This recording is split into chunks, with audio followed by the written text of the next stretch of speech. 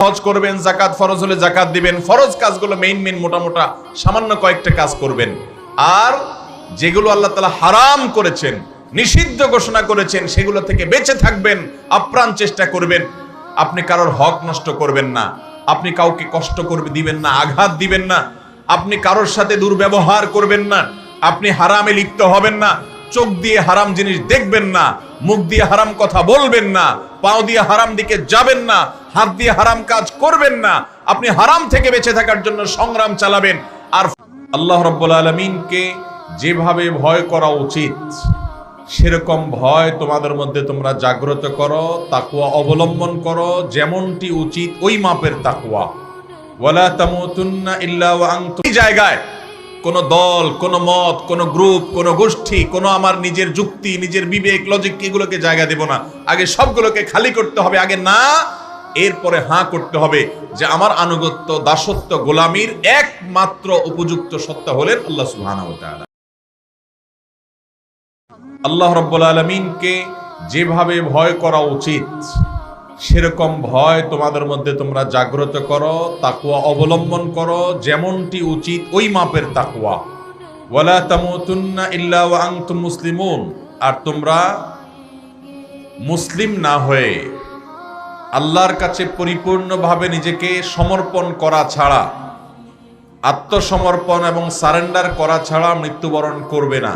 যদি কেউ আল্লাহর কাছে নিজেকে সমর্পণ না করে নিজের নফস, প্রবৃত্তি বা পৃথিবীর অন্য কোনো ব্যক্তি গোষ্ঠীর কাছে নিজের বুদ্ধি, বিবেক, নিজের আনুগত্যকে তার কাছে সঁপে দেয়, এরপরে যদি তার মৃত্যু হয়, তাহলে সেক্ষেত্রে এই মৃত্যু হবে কাফিরের মৃত্যু, বেঈমানের মৃত্যু।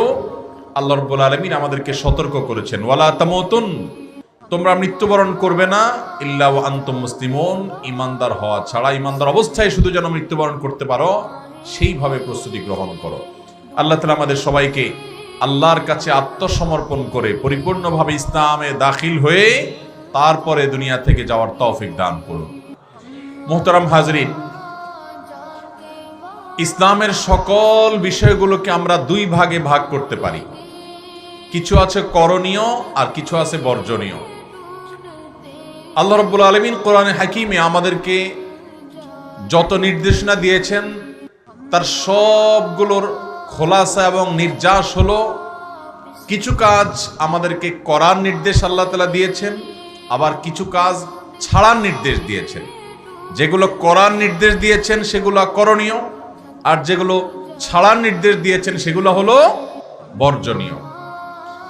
এই করণীয় কাজগুলো করা আর বর্জনীয় কাজগুলো ছাড়া, এই দুইটাকে যখন একত্র করা হবে তার নাম হলো তাকওয়া, তার নাম হলো ইসলামে পরিপূর্ণভাবে দাখিল হওয়া, প্রবেশ করা। এই দুইটার মাধ্যমে আমরা পরিপূর্ণ মুসলমান হতে পারব। আমাদের সমাজে বেশিরভাগ মুসলমানরা আমরা ইসলামের করণীয় কাজগুলোর গুরুত্ব টুকটাক জানি, কিন্তু বর্জনীয় কাজগুলো ছাড়ার গুরুত্ব আমরা এতটা বুঝি না। অথচ তাকওয়া বলতে যা বোঝানো হয় সেটা শুধুমাত্র করণীয় কাজগুলো করা নয়, বরং করণীয় কাজগুলো করার পাশাপাশি অন্যায়, পাপাচার, অপরাধ, গুনাহ এবং হারাম কাজগুলো বর্জনও আমাদেরকে করতে হবে। তা না হলে আমরা কখনো মুসলিম হিসাবে পরিপূর্ণ মুসলমান, পরিপূর্ণ আত্মসমর্পণকারী হতে পারবো। আল্লাহ রাব্বুল আলামিন আমাদেরকে আল্লাহর সমস্ত আদেশগুলো মানা এবং সকল নিষেধগুলোকে খুঁটে খুঁটে জেনে জেনে সেগুলো থেকে যোজন যোজন দূরে বিরত থাকার, বেঁচে থাকার তৌফিক দান করুন। মুহতারাম হাজরিন, নবী করিম সাল্লাল্লাহু আলাইহি সাল্লাম বলেছেন, সহিহ বুখারী এবং মুসলিম একযোগে বর্ণনা করেছে, তিনি সাহাবী আবু হুরায়রা রাদিয়াল্লাহু তাআলা আনহুর বরাতে তার সূত্রে বর্ণিত হাদিসে আমাদেরকে নির্দেশ দিয়েছেন, আমাদেরকে আদেশ করেছেন, মা নাহাইতুকুম আনহু, তোমাদেরকে আমি যে সমস্ত কাজ করতে নিষেধ করেছি, ফাজতানিবুহু, তোমরা সেগুলো থেকে বিরত থাকো, বেঁচে থাকো। এই হাদিসের দিকে একটু তীক্ষ্ণ দৃষ্টি দেবেন, একটু গভীরভাবে লক্ষ্য করবেন। নবীজি সাল্লাল্লাহু আলাইহি সাল্লাম বলছেন, আমি যা তোমাদেরকে করতে নিষেধ করেছি সেগুলোকে থেকে তোমরা বিরত থাকবে, দূরে থাকবে, বেঁচে থাকবে, নিষিদ্ধগুলো করবে না। এখানে ফুল স্টপ। নিষিদ্ধ কোনো কাজ তোমরা করবে না। এরপরে বলছেন ওমা আমারতুকুম বিহি ফাতু মিনহু মাসতাতাতুম, আর তোমাদেরকে যে সমস্ত কাজ আমি করতে নির্দেশ দিয়েছি, যে সমস্ত কাজ করার জন্য আদেশ জারি করেছি, সেগুলো তোমরা পালন করো যতটুকু সাধ্যে কুলায়। তার মানে নবী করিম সাল্লাল্লাহু আলাইহি সাল্লাম আমাদেরকে যা করতে বলেছেন সেগুলো তো করতেই হবে। কোনোটা করতে যদি আমাদের সাধ্যের বাইরে চলে যায়, যে এটা আমি করতে পারি না, তাহলে সেটা ছাড় আছে, যে আমি সামর্থ্য নাই, আমার করতে পারি না, নিরুপায়, দেয়ালে পিঠ থেকে গেছে, আল্লাহ মাফ করবেন যদি এরকম পর্যায়ে চলে যায়। কিন্তু যেগুলো নিষেধ করেছেন সেগুলোর কথা বলতে গিয়ে নবীজি সাল্লাল্লাহু আলাইহি সাল্লাম বলেছেন, আমি যা তোমাদের নিষেধ করেছি সেগুলো থেকে তোমরা বেঁচে থাকবে। এখানে মাসতাতাতুম বলেন নাই, যদিও সকল বিষয়ে একই কথা কম বেশি প্রযোজ্য। আল্লাহ তাআলা বলেছেন ফাত্তাকুল্লাহা মাসতাতাতুম, তোমরা তাকে অবলম্বন করো যতটুকু সাধ্যে কুলায়। এই হাদিসের আলোকে অনেক উলামায়ে কেরাম, হাদিস বিশ্লেষক, অনেক মুহাদ্দিসিনে কেরাম, অনেক হাদিস বিশারদগণ বলেছেন যে এখান থেকে বোঝা যায় ইসলামের করণীয় কাজগুলো করার গুরুত্ব যতটুকু, কোন কোন ক্ষেত্রে বর্জনীয় কাজগুলো, নিষিদ্ধ কাজগুলো থেকে বিরত থাকার গুরুত্ব তার চাইতে অনেক বেশি। আপনি লক্ষ্য রাখবেন, যেই কালিমা পাঠ করে, যে কালিমার স্বীকৃতি দিয়ে, যে কালিমার বিশ্বাস অন্তরে লালন এবং ধারণ করার মাধ্যমে আমরা মুসলমান হই, আমরা ইমানদার বলে নিজেদেরকে দাবি করার অধিকার লাভ করি, সেই কালিমার শুরু হয়েছে না দিয়ে। আশহাদু আল লা ইলাহা, লা মানে কি? না। আশহাদু আল্লা ইলাহা, আমি সাক্ষ্য দিচ্ছি যে কোন উপাস্য নাই, আমার উপাসনা, আমার দাসত্বের উপযুক্ত কেউ নাই ইল্লাল্লাহ, শুধু কে আছেন? আল্লাহ আছেন। এখানে আপনি লক্ষ্য রাখবেন, আল্লাহ রাব্বুল আলামিন শুরুতে না দিয়ে শুরু করেছেন, এরপরে হা দিয়ে সমাপ্ত করেছেন। তার মানে আগে আমাকে গায়রুল্লাহ, আল্লাহ ছাড়া অন্য ব্যক্তি, বস্তু, যাকে যাকে মানুষ, যেই বস্তুকে মানুষ পুজো করে, উপাস্য বানায়, সেগুলোর ব্যাপারে আমাকে আগে সতর্ক হতে হবে। আমি সেগুলোর ব্যাপারে কুফরি করতে, অর্থাৎ তাদেরকে অবিশ্বাস করতে হবে যে এই লোকগুলো, এই ব্যক্তিগুলো, এই বস্তুগুলো কখনো উপাসনার উপযুক্ত হতে পারে না।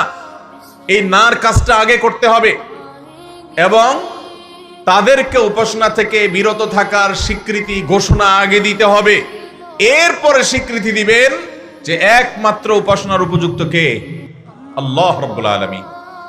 আর এই বিষয়টিকে বিদগ্ধ উলামায়ে কেরাম, ইসলামিক স্কলারগণ, মুহাক্কিক উলামায়ে কেরামগণ, হাদিস এবং কোরআনের বিশ্লেষক উলামায়ে কেরামগণ এই বিষয়টাকে বোঝান এইভাবে যে প্রথমে আমাদেরকে তাখলিয়া করতে হবে, এরপরে তাহলিয়া করতে হবে। তাখলিয়া মানে হলো আগে খালি করতে হবে, তাহলিয়া মানে হলো পরে সেটাকে সজ্জিত করতে হবে, ভরতে হবে। আপনার অন্তরে কোন ব্যক্তি, কোন গোষ্ঠী, আপনার বিবেকের যুক্তি, কোন পূজনীয় প্রতিমা, কোন আল্লাহর সৃষ্টি, কোন শক্তি, পরাশক্তি, কোন দল, কোন মত, কোন ইজম, কোন গ্রুপ, এগুলোর বড়ত্ব আপনার অন্তরে বসে আছে। আপনার অন্তরকে আগে পরিচ্ছন্ন করতে হবে, খালি করতে হবে, যে আমার অন্তরে পৃথিবীর কোন মানুষের জায়গা, কোন নেতার জায়গা, কোন আদর্শিক নেতার জায়গা, কোন রাজনীতির জায়গা, কোন টাকা পয়সার লোভের জায়গা, কোন ভালোবাসার মানুষের জায়গা, কোনো কিছু আমার অন্তরে রব এবং মাবুদের যে স্থান, সেই স্থান কখনো পাবে না। আমার একচ্ছত্র গোলামি, দাসত্ব, আনুগত্য এবং চোখ বন্ধ করে যার সকল আদেশ নিষেধ মানার উপযুক্ত আমি যাকে মনে করব, সেই জায়গায় কোন দল, কোন মত, কোন গ্রুপ, কোন গোষ্ঠী, কোন আমার নিজের যুক্তি, নিজের বিবেক, লজিক, এগুলোকে জায়গা দেব না। আগে সবগুলোকে খালি করতে হবে, আগে না, এরপরে হাঁ করতে হবে যে আমার আনুগত্য, দাসত্ব, গোলামির একমাত্র উপযুক্ত সত্তা হলেন আল্লাহ সুবহানাহু ওয়া তাআলা। মুহতারাম হাজিরিন, এই বিষয়টা ছাড়া কোনো মানুষ ইমানদার হওয়ার সুযোগ আছে? তাহলে আপনি লক্ষ্য রাখবেন, ইসলাম আমাদেরকে আগে তাখলিয়া করতে বলেছে, এরপরে তাহলিয়া করতে বলেছে। অর্থাৎ আগে আপনার অন্তরকে গায়রুল্লাহ থেকে খালি করতে হবে, এরপরে আল্লাহ তাআলাকে স্থান দিতে হবে। অর্থাৎ আল্লাহ ছাড়া অন্য কারোর দাসত্ব, গোলামি, আনুগত্য আপনি করবেন না, সেটার ঘোষণা দিবেন। এরপর আল্লাহর আনুগত্যের ঘোষণা দিবেন। এই দুইটার সমন্বয়ের নাম হলো ঈমান। এখান থেকে বোঝা যায় যে ইসলাম আমাদেরকে যা করতে বলেছে সেটার গুরুত্ব তো আছেই, যা নিষেধ করেছে কোনো কোনো ক্ষেত্রে সেটার গুরুত্ব আরো বেশি। আপনি আমাদের সমাজে এর বিপরীত চিত্র দেখতে পাবেন। আপনি এই সমাজে দেখবেন মানুষ নামাজ পড়ে, মানুষ রোজা রাখে, মানুষ দাড়ি মুখে আছে, মাথায় টুপি, গায়ে জুব্বা আছে, মানুষ ওয়াজ নসিহত শুনে, কোরআন তেলাওয়াত শুনে, জিকির আজকার করে, তাসবিহ তেলাওয়াত করে। আবার এই একই মানুষ টেলিভিশনে হারাম জিনিস দেখে, মোবাইলে হারাম জিনিস দেখে। এই একই মানুষ গীবত শিকায়েত করে, একই মানুষ চোখের জেনা করে, এই একই মানুষ হারাম সম্পর্ক করে, একই মানুষ ঘুষের কারবার করে, একই মানুষ সুদের কারবার করে, একই মানুষ মা বাবাকে কষ্ট দেয়, একই মানুষ স্বামী স্ত্রী একে অন্যের অধিকার নষ্ট করে, একই মানুষ ভাই বোনের সাথে তাদের হক আদায় করে না, একই মানুষ প্রতিবেশীর সাথে সম্পর্ক ভালো রাখে না, একই মানুষ মানুষের অধিকার নষ্ট করছে, হাজার হাজার গুনাহে লিপ্ত হচ্ছে, অথচ তিনি নামাজও পড়ছেন, রোজাও রাখছেন, ইবাদত বন্দেগী করছেন, অনেক সময় নফল রোজা রাখতেছেন, নফল ইবাদত বন্দেগী করতেছেন। এরকম চিত্র আমাদের সমাজে অল্প না বেশি?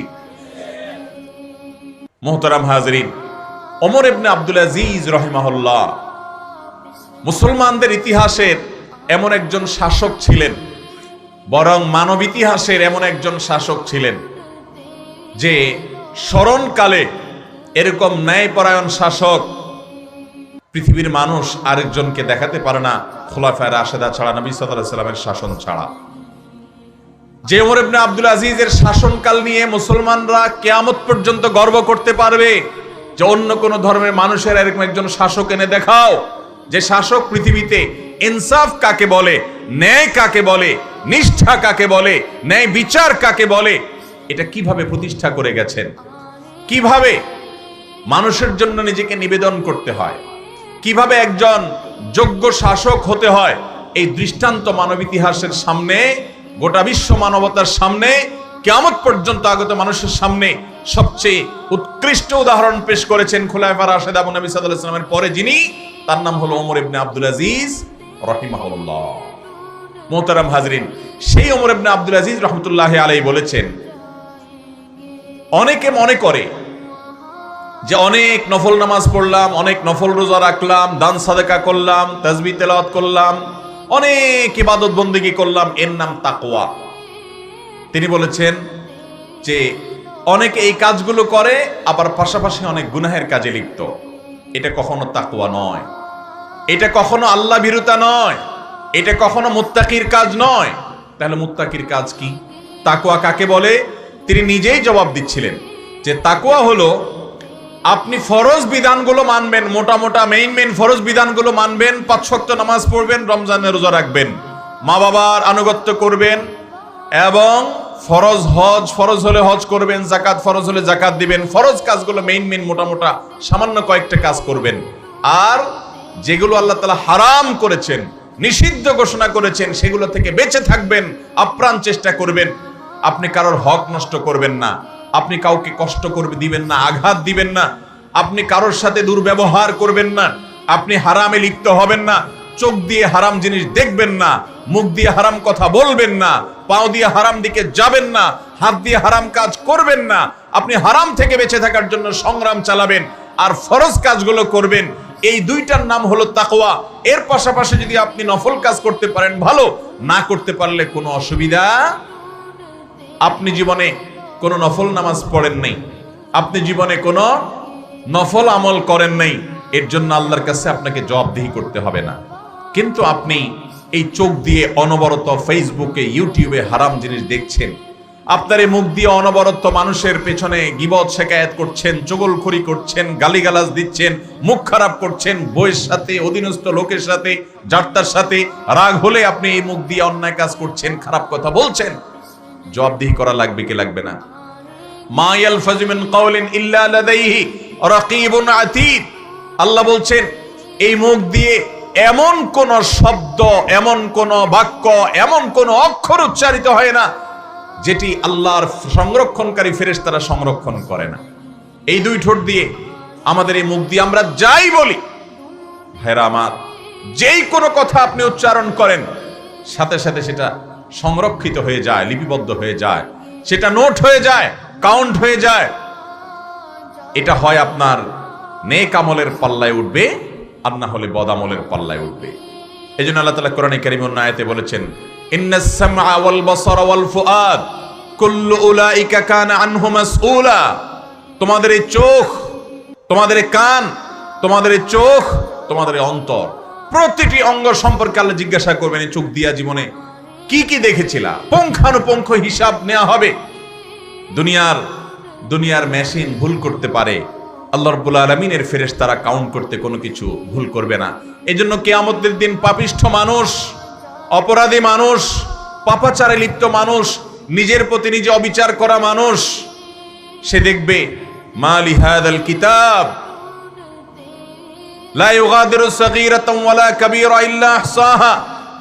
কিয়ামতের দিন সে দেখবে কোথাকার কোন চিপায়, কোন অন্ধকারে সামান্য 1 সেকেন্ডের অপরাধ করেছিলাম, কেউ টের পাইনি, আমার নিজেরও মনে ছিল না, সেটাও